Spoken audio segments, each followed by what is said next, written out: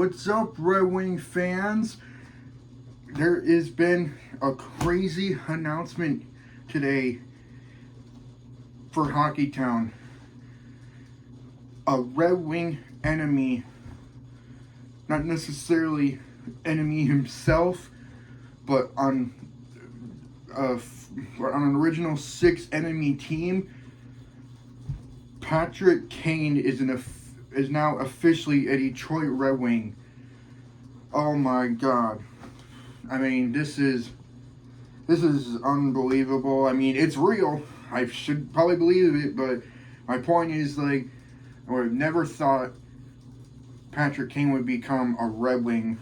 And I mean, this guy is from an original, 6 Red Wing enemy, the Chicago Blackhawks. I mean, I actually never thought I'd see, an elite player like Patrick Kane, superstar, ever be on the Red Wings. I was always thinking that, in our new area, or new era, and new chemistry of our rebuild, would be just like our own prospects and never bringing like other players that are elite that I really love a lot. Never really liked Patrick Kane until about their Blackhawks glory days were over, and I'll get to that in a little bit because I need to explain something.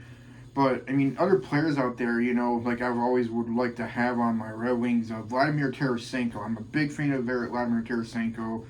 He's a very just amazing player with the Blues, and he still is. But he's on Ottawa now on a Red Wings new rivalry.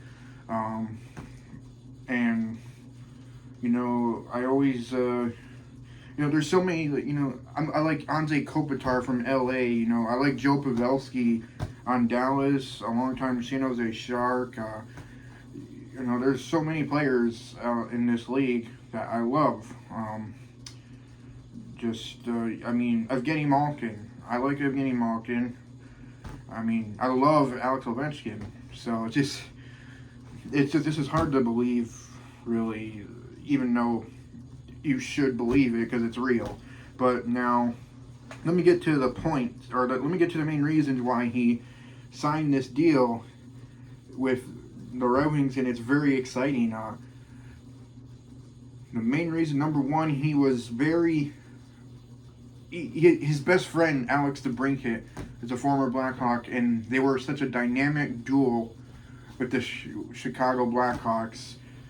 Patrick Kane was so devastated when Alex DeBrincat got traded to the Ottawa Senators, and DeBrincat didn't care for being in Ottawa. He wanted to be in his hometown Red Wings, and because he's a Michigan native.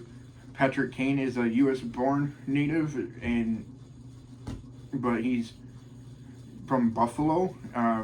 He chose to come to Detroit over Buffalo, and he wanted to go to a cup contender, or not necessarily a cup contender, a team he feels like they can win a cup. Florida was in the sweepstakes. Dallas was in the sweepstakes.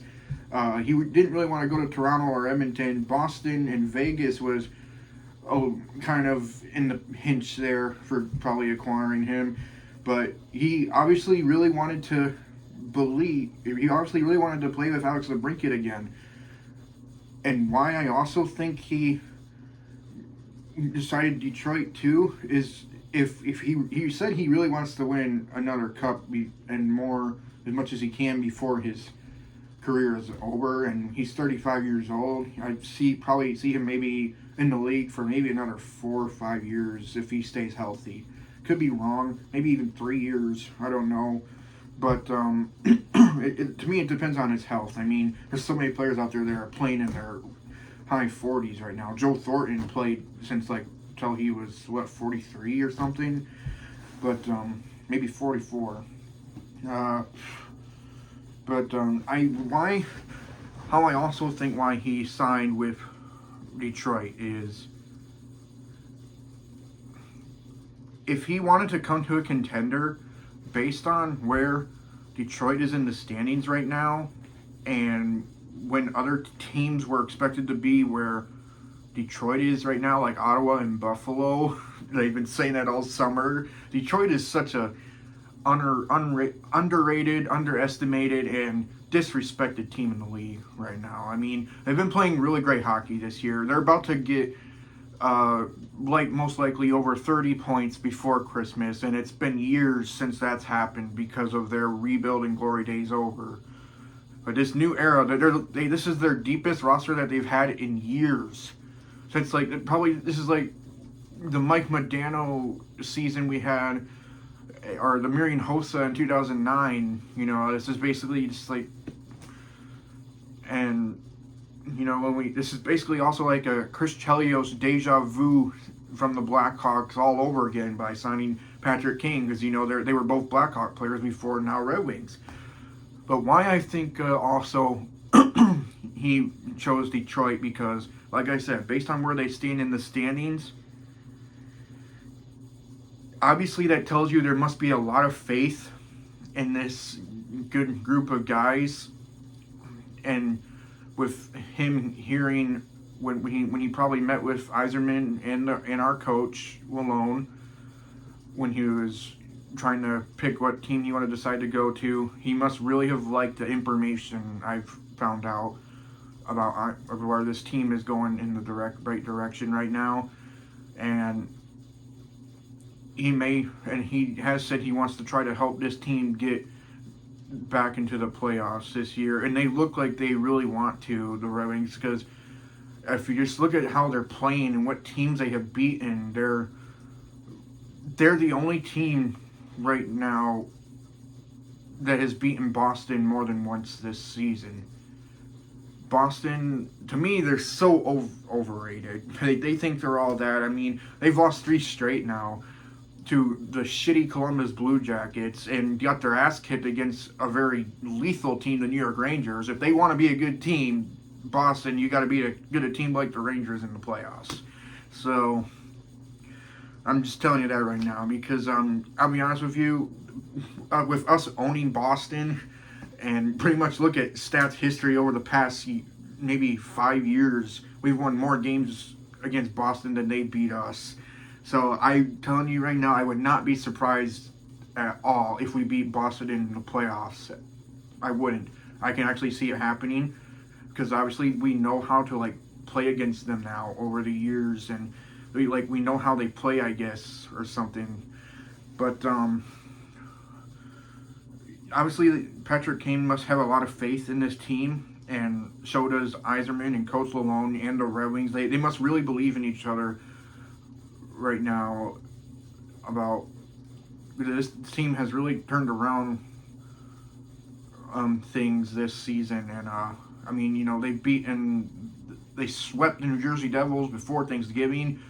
That the team is very scary good. I mean, they're having a really rotten start right now, but I mean, that's a very elite cup contender team that they swept and didn't even get the Devils a chance in their zone to even get shots away.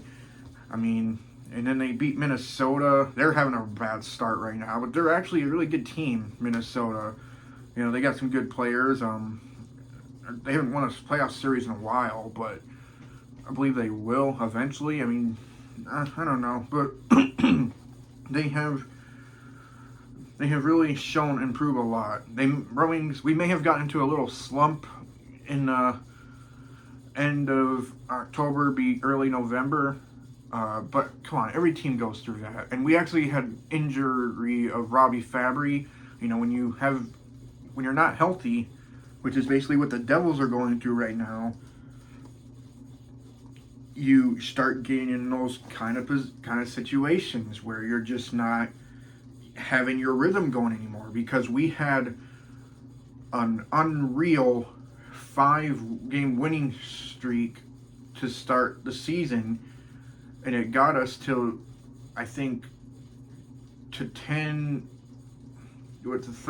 points or something, and we basically continued to make sure we're getting at least 1 point if we lose in overtime. We're fighting a lot and staying in the game to at least make sure we get points out of losses, and make sure we get 2 points when we win a game, and it's really helping us stay in the top of the division and standings. I mean, it's been too long since I've seen the Red Wings 10th overall in the league and 3rd in the division. And like I said, Ottawa is expected to be where we're at right now, and so is Buffalo. I still think Buffalo has a good shot, but with Ottawa last in the division, and are they, 9-10? And the Red Wings are,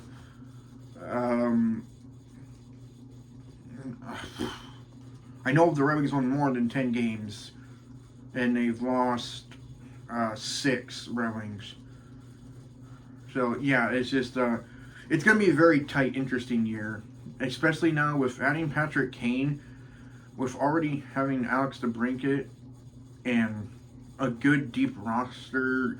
You know, we've added a lot of good players over the summer. JT Compher, he's a very good centerman and a face-off god. And he does really good assists and starts to like make for another player to get a shot away. And he's just been a huge impact for us. He just really has. Daniel Sprong has been one of the another best signs of the right off season. He was a 20-goal scorer last year with Seattle, and he signed a 1-year contract with us. But he's been very good. He really has. And by the way, he's 88 number, and so is Patrick Kane. So I wonder, really curious how that's going to end up. Who's going to wear the 88? Another good addition was Shane Gostisbehere. He is so solid, and he is one of the best power play defensemen in the league. That is a winner right there. I hope he really does deserve an extension with the Red Wings. I'm telling you. You know, if it's, I'd rather have. Yeah, I like how my Red Wings are going right now. And adding Patrick Kane has just made it even probably 10, 20 times better and make us even look more scary. I mean, you better look out, NHL teams and NHL fans out there, because the Red Wings are not messing around this year. They're just not. And again, I know it's still early in the season, but people did expect Ottawa and Buffalo to be in this spot in this time of year too, of the season where Detroit is. And I know Detroit was doing a back and forth good start, losing, winning last year. They were not really as much consistent as they are this year. So, and you need to be consistent to continue the points. Now let me get to the last part of this video. Patrick Kane, look, he's always been on a team that I've never liked, Chicago Blackhawks. You know, with Tampa Bay Lightning being my most team I hate of all sports, because how lucky they are all the time and the rest always on their side. That's basically how it was with the Blackhawks. The Blackhawks were my Tampa Bay Lightning when they had their glory days, when the Red Wings glory days came to an end in the 2010s decade area, and then they won 3 cups in 5 years, the Blackhawks. And Patrick Kane, why I also hated him, because he's actually been arrested like 3 times. He's had a very bad attitude situation, and he's caused a lot of like NHL fans to not really like him. But let me put it this way: ever since the Blackhawks, for like now the past 5 years, haven't done shit. They've been rebuilding. I mean, was it since they made the playoffs was 2020? But I really call that kind of luck because of the COVID-19 situation. NHL season got paused, and they just let like 20 or 23 teams, something like that, to make the playoffs, and did like something very different, like a different like playoff bracket. And Blackhawks got, if the season didn't get paused, Blackhawks would have never made the playoffs in 2020. The last time before that was 2017, and that was their last probably best season ever, because they were they were first in the West, and they got swept against the Predators in the first round because they took it all out of them in the regular season. But you see, what I'm saying is that when the Blackhawks era, good glory days came to an end, and then their players, started moving on to other contenders. And with the Red Wings coming to the Eastern Conference now, I mean, what have the Blackhawks done to me, really? I mean, it just hasn't. Their hatred for me has dropped a lot more, and it's not as intense as it was. I mean, it's very intense hatred rival for me. It is. They're one of my top 5 most hated teams of all sports, but it's just not as much as the other teams I'm going to mention very soon anymore. It's just, it like switches of back and forth over and over again for me with, because the Blackhawks, I mean, they used to play the Red Wings quite a bit in the playoffs when they were both in the West with each other, and, that's when we disliked Blackhawks, and we always will, and Kane, but, I mean, and he's done things to Red Wing fans that upset us, that were hurtful, but that was the past. So, I mean, come on, Red Wing fans, move on. That was the past. The Blackhawks have been shit for almost a decade now. And 2023 or 2025, it will be 10 years since they've last won a Stanley Cup. And so Patrick Kane, with him changing his attitude in like 2017 or something, he's been like a normal person. He hasn't been the troublemaker anymore. So he's one of the players that I would actually accept on as a Red Wing. There are a lot more other players I would not accept as a Red Wing, and those players are fucking Sidney Crosby, the baby, one of them, probably the most dirtiest player in the NHL, the dirty rat, Brad Marchand. He is just a fucking idiot. He is so vicious and always injures just players and shoves them for uncalled reasons. Pretty much when Boston is losing in a game, he gets so frustrated and just takes his frustrations out on other players and then acts like a fucking whiny baby. I mean, grow up. And so, like the last time the Red Wings played the Bruins last week, he did a vicious hit on Shane Gostisbehere. It kind of hurt his back a little bit. I mean, Shane Gostisbehere, I think he was just trying to get the puck behind the net, and then out comes Brad Marchand, boom, just like that. Just, what the fuck? Another player I would not like is Nikita Kucherov. This may be a little shocking, but a lot of people don't know. He has no good sportsmanship. He's an asshole, too. I've always hated him, especially because the Tampa Bay Lightning are the team I hate the most. And I really don't like Braden Point, but I would accept him on the Red Wings. Especially, I would accept Steven Stamkos. He's a really good guy. He's a really good captain, good leader, good player. I love Steven Stamkos. But Nikita Kucherov, no. I remember when the Columbus Blue Jackets swept out the Tampa Bay Lightning in 2019. He didn't even shake a hand with one of the players. Can't remember who. But that is just unacceptable. That's bad sportsmanship. Every player in the NHL goes through the handshake line. And this, I think it was, if I remember the video correctly, he was trying to shake Nikita Kucherov's hand, and he was like, "I'm good, bro. Good job. Congratulations." Uncalled for. Bad sportsmanship. Bad sportsmanships. So, Corey Perry, he's a fucking asshole. Another player I would like to accept on the Red Wings. So if I heard rumors that those players were, I'm coming to Detroit, they're actually starting to become real good again, I think you could have a good shot to play against them. First thing coming out of my mouth is, don't you dare fucking come to the Red Wings. I do not want you on our roster. That's what I would say to those players I mentioned. Now back to the team thing, when I said I hated the Blackhawks. Okay, next, I've always hated the Pittsburgh Penguins because when they played the Red Wings in the back-to-back finals in 2008 and 2009, Red Wings won 2008, and then Penguins got their revenge in 2009 against Detroit. I've always hated um,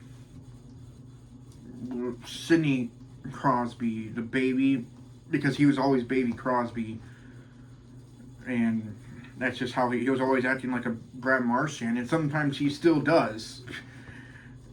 I think Brad Marchand is turning into one of the probably the new biggest baby you get, because Crosby's kind of wind down a little bit, and Crosby he's not vicious at all. He's not. When he's not playing hockey, I'll give him this. He's a really great guy. I've seen, like I've seen videos when he's hanging out with some people. But when he's playing hockey, he's an asshole, Crosby. So I would not want him. But Pittsburgh Penguins, when they won the Cup back-to-back in 2016 and 2017, I'm just like, this fucking team cannot just stop pissing me off. I mean, I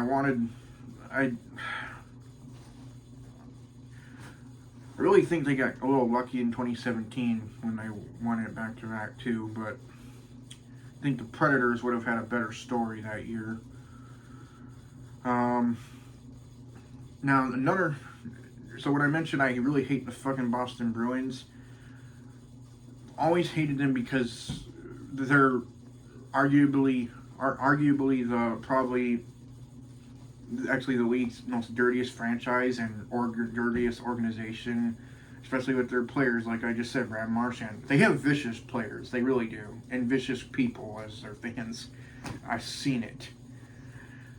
So Boston Bruins are ranked the third team I hate the most of all sports. The second team I hate the most of all sports is the San Jose Sharks, and yes, they have played the Redwings back-to-back years in 2010 and 2011, and that was kind of upsetting because the Sharks took out the Redwings twice like that, and then that kind of wind down, that hatred. It was not that intense a couple of years after that. But when my Vegas Golden Knights came to the league, that is their number one rivalry and a Vegas enemy now is the Sharks. I hate them.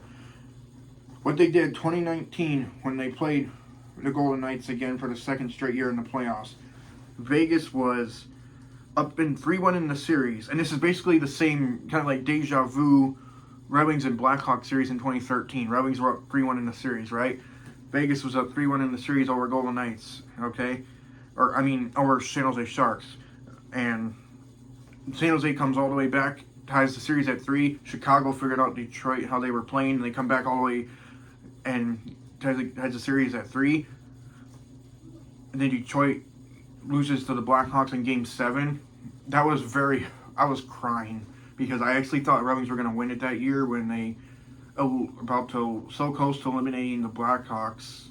Because Red Wings beat out good teams that year. I thought they were hungry. Didn't happen, but now to the Golden Knights and Sharks series when they came back to tie it 3-3. In Game 7, Golden Knights were up 3-0 in the third period. With in 2 minutes, San Jose has fucking tied it at 3 on a power play of a vicious hit by one of the Golden Knights players. It was like a 5-minute power play, yeah. And then maybe not even a minute later after the tying goal, San Jose took the go-ahead goal, 4-3 San Jose. And then Vegas tied it and went to overtime, and then San Jose won. After being down 3-1 in that series, and after being down 3-0 in that Game 7, that right there, after I told you that when the Sharks' rivalry with the Red Wings really came winding down, not hatred as intense anymore, in 2019, and now with being a Golden Knights fan as well, that rivalry and hatred rised 10 times a lot. Big, every freaking year, I would love seeing the Golden Knights and Sharks play each other. And now it fucking hated them 20 times worse. I went to Vegas last year. I picked the Golden Knights and the Sharks to watch as a game live. Tickets I bought.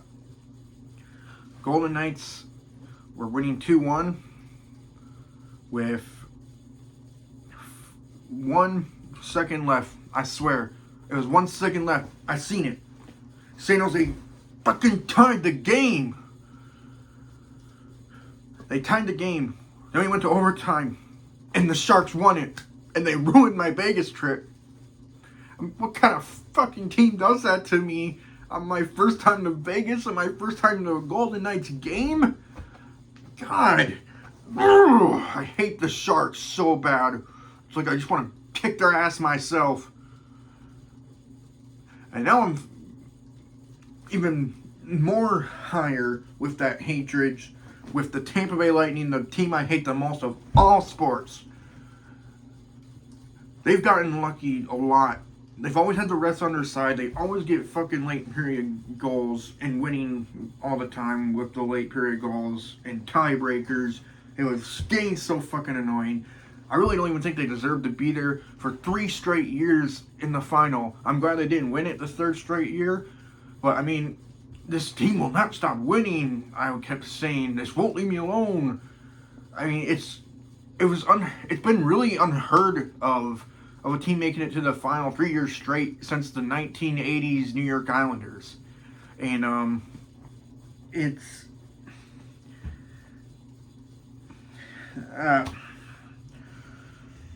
I think Tampa Bay's glory days are over, actually, though, because they don't have the hunger anymore. They had their run. They haven't. They had a bad year last year. They got eliminated in the first round against Toronto. So I don't think they got it in them anymore. They've lost a lot of good players too. A lot of elite key core players of theirs. But I've actually hated the Tampa Bay Lightning before when they started their dynasty because the Redwings in 2015 and 2016, they played them back-to-back years, kind of like the Sharks did with back-to-back years. Now you see the Lightning and the Sharks, that was pretty much like the same kind of, not as intense hatred at the same, it wasn't, the Lightning and the Redwings wasn't that much hatred as like Schittsburg around that time because they were winning the Stanley Cup, the Penguins, and Chicago. Lightning was there. They were gaining, but it wasn't as intense. It was pretty much like I said, like the Sharks, and the Bruins were gaining too. And then you look at, and